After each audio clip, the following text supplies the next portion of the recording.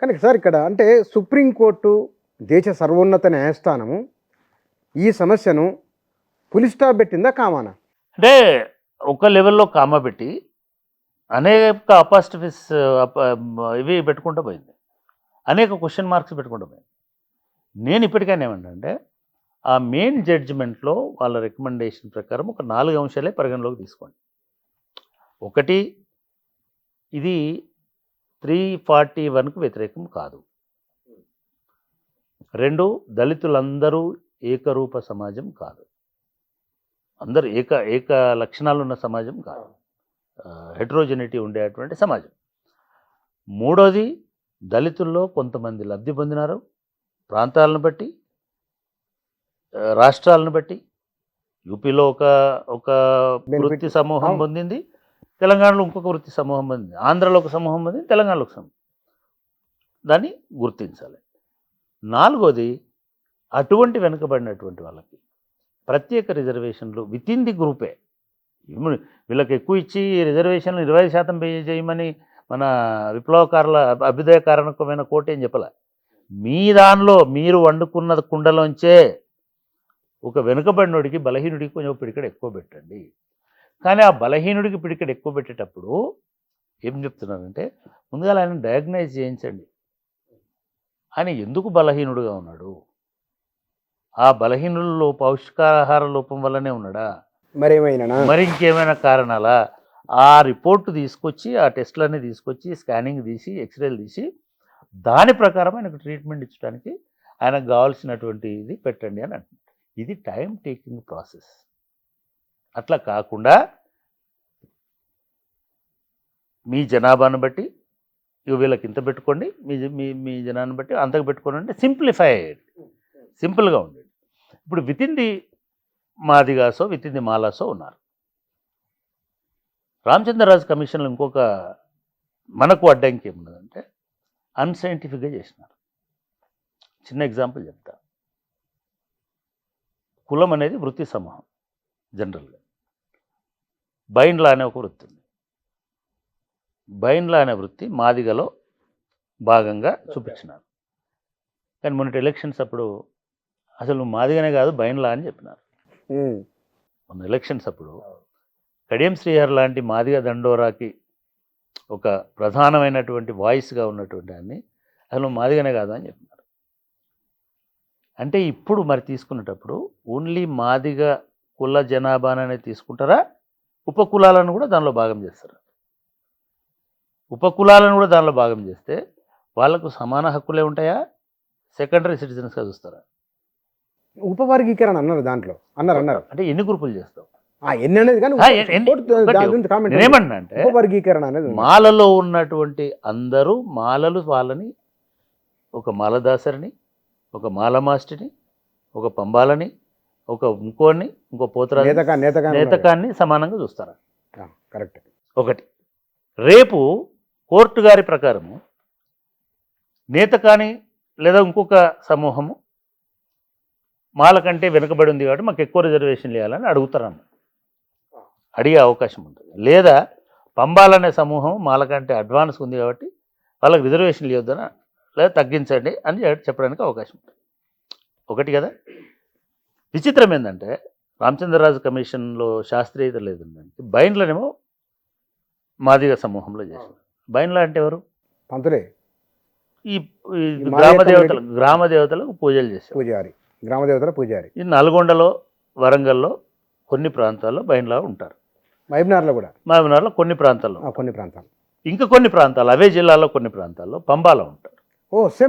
Same వాళ్ళు అదే పూజలు చేస్తారు, అదే గ్రామ దేవతలకు చేస్తారు, అదే పోచమ్మ, ఎల్లమ్మ, ఈ 7 సిస్టర్స్ ఎవరైతే ఉంటారో వాళ్ళకే పూజలు చేస్తారు, గావు పడతారు, చేస్తారు, వైద్యం చేస్తారు, చేతబడులు చేస్తారు, ఇంకోటి చేస్తారు, అన్ని రకాల పనులు చేస్తారు, తాయతులు, యంత్రాలు, మంత్రాలు చేస్తారు. ఇంకొక దానిలో ఎల్లమ్మల వారని ఉన్నారు, ఇంకో దానిలో కొలుపులలో అని ఉంది, ఇంకో దానిలో దేవతలలో అని ఉంది. వీళ్ళు 4 గ్రూపులలో పెట్టినారు.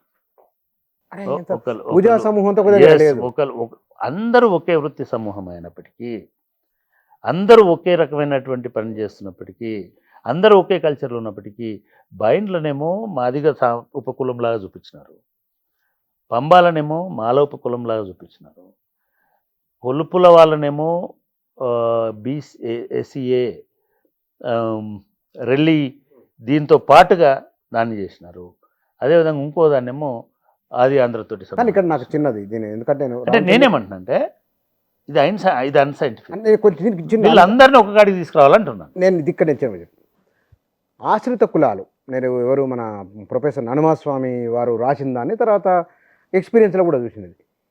ఏ ప్రధానమైన కులాన్ని ఒక సంగీత సాహిత్య కులం ఆశ్రయించుకొని ఉంటుందో బహుశా నేను అనుకోవటం ఆ రామచంద్ర కాదు రెంబడుతుంది బైండ్లో మాదిగని ఆశ్రయించుకొని ఉంటారు. పూజలు అయితే వాళ్ళ ఇళ్ళకు అంటే ఇప్పుడు ఇట్లా రాసిన వాళ్ళందరూ ఆ, అసమగ్రంగా రాసిండ్రు అని నేను అంటా. ఎందుకంటే చాలా వచ్చినాయి, సెటిలైట్ కాస్ట్ అని, ఆశ్రిత కులం అని, సబ్ కాస్ట్ అని, ఇవన్నీ బయట నుంచి చూసేవాడికి ఇది ఓహో ఇది ఫలానా వాడు ఆశ్రిత కులం అని అనిపిస్తుంది. కానీ పంబాల కానీ బయటలో కానీ మంచి డిస్కషన్ అవుతుంది. గ్రామానికి సేవ చేస్తున్నారు తప్ప ఆ కులానికి సేవ చేయట్లే, ఆ కులాన్ని ఆశ్రయించట్లే. ఆ కులాన్ని పంబాలలో కేవలం మాదిగలకు సేవ చేస్తారా? చేయరు. దాసరులు మాలలకే చేస్తారా? చేయరు. బయలుళ్ళు మొత్తం గ్రామ దేవతలకు, గ్రామం అంతటికి, పొలిమేరలకి, మొత్తం గ్రామ ఆధ్యాత్మిక వ్యవస్థనంతా నిలబెడతారు. కానీ వాళ్ళు వచ్చేది అక్కడ ఓరు కదా. ఆశ్రిత కులం అంటే ఎవరిని ఆశ్రయిస్తే ఆశ్రిత కులం. అవును, ఇది గ్రామాశ్రిత కులం. గ్రామం ఐడెంటిఫై చేసింది అట్లా వాళ్ళని చేయలేక వీళ్ళు చేసినరా? ఇది ఏ సాహిత్యకారుడైనా ఏ ఆంథ్రోపాలజిస్ట్ అయినా దాన్ని ఒక కులంలా గుర్తించాలి. ఆశ్రితం ఏంది? అడుగు తింటాడు ఆడేమన్నా? ఏంటిది ఆశ్రితం అంటే? ఎస్, మీరు అన్నట్టు ప్రతి కులానికి ఒక యాచక కులం ఉంటుంది. ఆ కులం నుంచి డిరైవేటెడ్ కమ్యూనిటీ ఉంటుంది. ఒక గోండు నుంచి ఒక కొలాం ఉంటుంది, ఒక గోండు నుంచి ఇంకొకటి ఉంటుంది, ఒక మాదిగ నుంచి ఒక మాస్టి ఉంటుంది, లేదా ఒక దక్కలి ఉంటుంది. వీళ్ళు మేము ఫలానా వాళ్ళకు లేదు గురువులు ఉంటారు. మళ్ళీ అదే కమ్యూనిటీకి గురువులు ఉంటారు, ఒక గురువులు ఉంటారు. ఈవెన్ పద్మశాలిలో కూడా ఒక గురువు ఉంటారు, అందరికీ దానికి ఒక శారదకారులు ఉంటారు, లేదా ఇంకెవరో ఉంటారు. నేనేమంటే ఒక కులం చుట్టూ ఉండేటువంటి వృత్తి సమూహాలు వేరు. దాసరి అనేది మొత్తం సొసైటీకి సేవ చేస్తున్నప్పుడు, లేదా ఇంకోటిది శైవ దీనిలో ఉన్నటువంటి కమ్యూనిటీ మొత్తం సేవ చేస్తున్నప్పుడు, వీళ్ళు మత ప్రచారకులనో లేదా సంస్కృతి ప్రచారకులుగానో లేకపోతే ఇంకో దానిలోనో ఉన్నప్పుడు వాళ్ళను నువ్వు మాదిగ ఆశ్రితము మాల ఆశ్రితం అని ఎందుకు అంటున్నావా? ఎట్లా what is the definition of ఆశ్రిత కులం? అంటే ఈ కన్ఫ్యూజను ఫస్ట్ సెన్సెస్ చేయడానికి బ్రిటిష్ ఆఫీసరు హట్టన్ అని వచ్చినాడు. ఆయనకు వచ్చింది ఎవడికి ఎవడు ఆశ్రితము, ఎవడికి ఎవడు సబ్ కాస్ట్.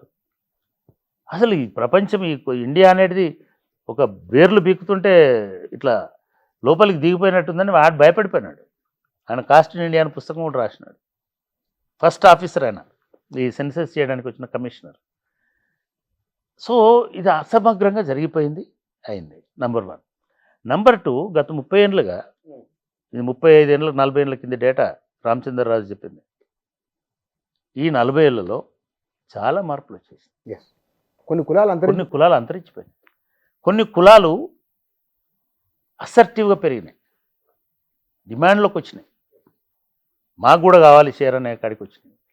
ఇవాళ ఈ అసెస్మెంట్ జరగాల్సినటువంటి అవసరం ఉన్నది. రెండవది, 2 పెద్ద కాస్టులు ఇంతకుముందు మాల వాళ్ళు మాదిగ వాళ్ళ అవకాశాలు అన్నీ ఎట్లాగైతే తినేసినారు, ఇప్పుడు మళ్ళీ మాదిగ వాళ్ళు మాదిగ ఉపకులాల అవకాశాలన్నీ తినకూడదు. దానికి ఏంటిది మెకానిజం? దాన్ని కూడా వాళ్ళు చేసుకోవాలి. ఎవరెంతో వారికంత అంటున్నారు కదా. ఎవరెంతో వారికంత అంటే అదే అంటున్నా, ఎవరెంతో వారికంత అంటే లెక్కలు తీయాలి. ఇట్లా లెక్కలు తీస్తావు నువ్వు? జనాభా లెక్కలు బహుశా కులగణన చేయకుండా కులగణన చేయాల్సి. ఒకటి బుడిగ జంగం ఉంది, బుడిగ జంగం బుడిగ జంగం ఉంది. ఎంతమంది ఉన్నారు చెప్పండి జనాభా? తెలియదు. మరి తెలియాలి కదా. ఇప్పుడు స్టడీ చేస్తారేమో అంటున్నా. అందులో అది కూడా చెప్పినారు, ప్రిఫరెన్షియల్గా అసలే అవకాశాలు అనే వాళ్ళకు ప్రిఫరెన్స్ ఇచ్చేటట్టుగా పాలసీలు చేయమన్నారు. ఇప్పుడు బుడిగ జంగంకి ఎంతమంది ఉన్నారో లెక్క పెడితే ఎగ్జాంపుల్ చెప్దాం అనుకుందాం. మాలలకు 6%, 5% వస్తుంది అనుకుందాం. ఈ మాలల్ల మొత్తము 37-47 కులాలలో బుడిగ జంగం అనేవాళ్ళు బహుశా ఒక 10,000 మంది 50,000 మంది ఉన్నారు అనుకుందాం. 5 లక్షల మందిలో 5,000 మంది ఉన్నారు అనుకుందాం. ఎంత % ఇస్తావు ఆయనకు reservation? With in that group ఎట్లా చేస్తావు మళ్ళీ? అంటే ఏబిసిలో కాకుండా మళ్ళీ ఎన్ని కాస్టులు అన్ని గ్రూపులు చేస్తావా? మరి ఏదో పరిష్కారం ఉండాలిగా. మరి ఆ పరిష్కారం ఎందుకు చూపించలేకపోయింది? కోర్టు ఈ కామెంట్లన్నీ చేయకపోయి ఉంటే ఇది వచ్చే ఇవన్నీ ఇవన్నీ వచ్చేటి కాకపోయేది కదా. కోర్టు లాగానే ఉండి అయ్యా మాదిగలకు మాలలకి లేదా మిగతా వాళ్ళకి ఆయా వృత్తులను బట్టి దానికి సంబంధించినటువంటి అనుబంధ కులాలను బట్టి మీరు ఏబిసిడి చేసుకోండి అని ఊకుండా అయిపోయేది కదా. అయిపోయేది. అవును. మళ్ళీ దానికి ఒక ఎడిటోరియల్ రాసి దానికి ఒక కార్టూన్ వేసి ఇది అంతా ఎందుకు చేస్తున్నారు అంటున్నా. ఏమిటి మరి ఎందుకు చేసినట్లు? మనం గౌరవ న్యాయస్థానాన్ని గౌరవించాలి. వాళ్ళకేముంది మనసులో మనం ఊహించలేము. కానీ నాకు అన్నిటికంటే చాలా విచిత్రమైన విషయం ఇది. ఒక సుప్రీంకోర్టులో ఉన్న న్యాయమూర్తి ఫలానా కులమని రాయడం ఏమిటో జడ్జి అని రాసినాడండి. అరే ఇదంతా కాదు, కేఆర్ నారాయణ ఏమని పిలిచినారా? తొలి దళిత రాష్ట్రపతి. అప్పుడు దళిత రాష్ట్రపతి అన్నారు, ఇప్పుడు ఏమంటున్నారు? ఆదివాసీ మహిళ అంటున్నారు. ఆమె నిజానికి ఇండియా తొలి పౌరురాలు, ప్రథమ పౌరురాలు, తొలిగా ప్రథమ పౌరురాలు. ఆమెను పట్టుకొని ఆదివాసీ అంటున్నారు. ఆమెను గుడికి పోతే రాణిస్తలేరు, బయట నిలబడి దండం పెట్టుకో అంటున్నారు. ఇట్లా అనడం కూడా రాజ్యాంగ విరుద్ధమే. మరి ఎవడన్నా అన్నాడా? ఏ జడ్జి అన్న చెప్పిండా ఇది తప్పు, ఇట్లా అనకూడదు అని చెప్పినాడా? అంటే మీ పక్కన కూర్చున్న జడ్జే మీకు దళితులాగా కనబడితే పౌరులు ఎట్లా చూస్తారు అనుకుంటున్నారు? ప్రజల్ని ఎట్లా డిఫరెన్షియల్ ట్రీట్మెంట్ చూపించమని అంటారు? భారతదేశంలో ఈ గ్రేడెడ్ ఇన్ఈక్వాలిటీ అనేది వాస్తవం. దీన్ని ఆ గ్రేడ్స్ ప్రకారం మీరు ఎంపవర్ చేయండి, వాళ్ళను విభజన చేయండి అంటే అయిపోయేది. క్రీమీ లేయర్ పెడితే మంచిదని మేము అనుకుంటాం, నువ్వు అనుకుంటే అనుకోకపోతుంది. నాకు నువ్వు పార్ట్ ఆఫ్ నువ్వు జడ్జిమెంట్ చెప్పు, ఏ ప్రాతిపదికన చెప్తామనేది. నిన్న చెప్పిన 3 ఎగ్జాంపుల్ చెప్తా. మీ అందరు జర్నలిస్ట్ రాస్తున్నారు కదా, గుమ్మడి నర్సయ్య ఏం సంపాదించుకోలే, మరి వాళ్ళ పిల్లలు ఆదివాసులు కాదా? వాళ్ళకి ఆ ఊర్లో ఆదివాసీ ముద్ర లేదా? ఏ స్థాయికి పోయినా సరే ఒక జడ్జి, సుప్రీంకోర్టు జడ్జి స్థాయికి పోయిన వాడిని కులంతో గుర్తిస్తున్నప్పుడు, సో కాబట్టి ఇదంతా కూడా ఒక కన్ఫ్యూజన్, ఒక ఫ్లూయిడ్. ఇప్పుడు కావాల్సిందల్లా కూడా ఒక పర్ఫెక్ట్ పొలిటికల్ గైడెన్స్ అనేటువంటిది కావాలి. పాలిటిక్స్లో ఎప్పుడైనా స్వార్థ ప్రయోజనాలు ఉంటాయి, కానీ ఒక కమ్యూనిటీ లీడర్షిప్లో కోర్టు ఒక 4 అంశాలు చెప్పింది. ఈ 4 అంశాలని మనం ఎట్లా నిర్ధారించాలి? కోర్టు జడ్జిమెంట్లో బాగా అయితే 4 అంశాలు చెప్పింది కదా. ఈ 4 అంశాలను ఎట్లా నిర్ధారిస్తారు? సో ఈ ఊరికనే మనం రేపే తక్షణమే అమలు చేయాలి, ఆర్డినెన్స్ చేయాలంటే ఎట్లా ఇస్తారా ఆర్డినెన్స్? వాడేమో 5 కండిషన్లు పెట్టాడు, కండిషన్ సప్లై అని ఉంది కింద. ఈ కండిషన్స్ అన్నీ ఉన్నాయి. మరి కండిషన్స్ని ఇమీడియట్గా ఎట్లా ఫుల్ఫిల్ చేస్తారు? నాకు ఆశ్చర్యం వేస్తుంది. ఇప్పుడు అంటే న్యాయంగా అడగాల. ఇప్పుడు అడ్మిషన్లు ఆపేసి ఇది ఇంప్లిమెంట్ చేయాలని చెప్తున్నా. హింసెట్లు అడ్మిషన్లు పోనీ అట్లా జీవో అయితే ఇవ్వండి. అనవసరంగా ఇది మళ్ళీ ఏం చేసిందండి కోర్టు, అందులో రాసింది కూడా, ఈ వర్గీకరణ చేసే స్వేచ్ఛ రాష్ట్రాలకు ఉంటుంది. ఒకవేళ ఆ వర్గీకరణ శాస్త్రబద్ధంగా లేదు, సహేతుకంగా లేదు, ఆధారాలతో లేదు అనుకుంటే మీరు కోర్టుకు రండి. మళ్ళీ అంటే ఇది పండోరా బాక్స్ ఓపెన్ చేయడం కదా. ఆధారం ఇది సహేతుకమని నిర్ధారించాల్సింది ఎవరు? ఎంపిరికల్గా డేటా తీసుకోండి. అది కూడా కరెక్ట్ అని చెప్పేది ఎవరు? అంటే గవర్నమెంటే.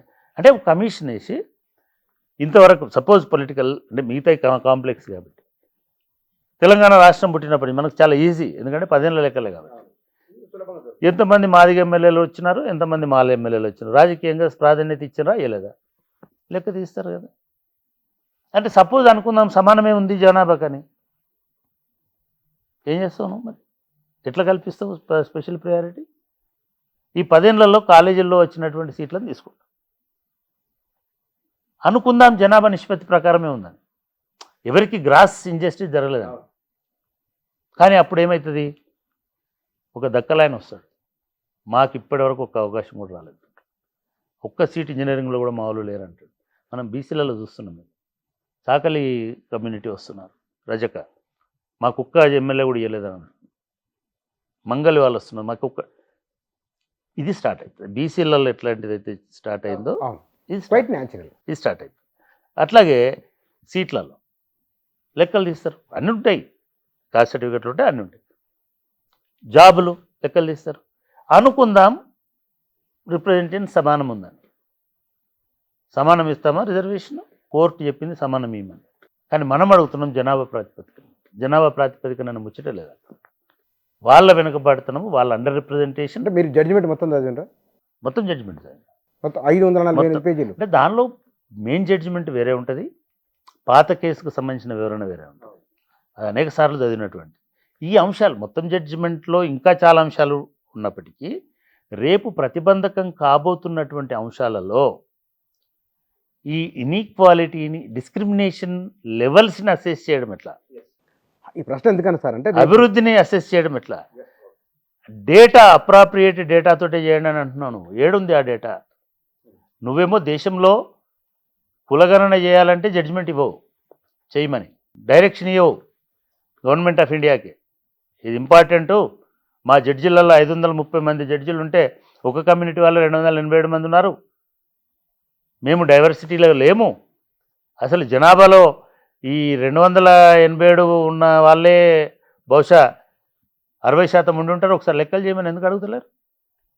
మొన్ననే కదా పార్లమెంట్లో దాని మీద ఒక పార్లమెంటులో ఏం చెప్పినాడు ఆయన, ఒక ఎంపీ లేచి, అరే మీ జడ్జిలలో 60% ఒక్క బ్రాహ్మణులే ఉన్నారు, చెప్పు చూపించు మరి. 60 బీసీలు తక్కువ ఉన్నారు, బీసీలు లేరు, చాలా తక్కువ మంది ఉన్నారు.